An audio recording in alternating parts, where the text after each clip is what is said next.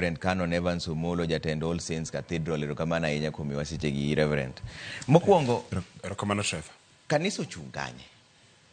E wach mane Trevor? E wach mar ng'anyo, ige gima penjo Reverend. Wach mar ng'anyo ni ka, wach mar mbaka ni ka, kanisa ochung' komane? Erokamano Trevor, kendo komos makende ne nyikwara mogi joang kuonde ka kuonde ma giwinjowa ka gintiere.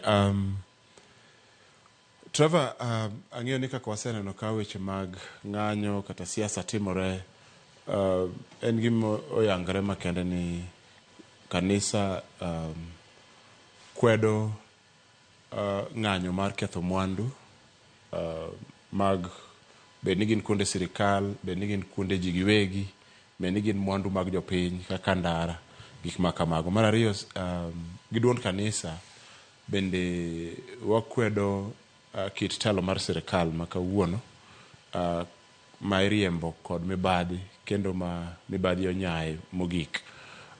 Mar adek, kaka kanisa gi duondwa kata mosegol koluwore kod sidienge mopogore opogore, bende wakwedo wach mar golo osuru, chik mar golo osuru manyieni, kendo wasewacho ni en gima onego kwedi, oket tenge mondo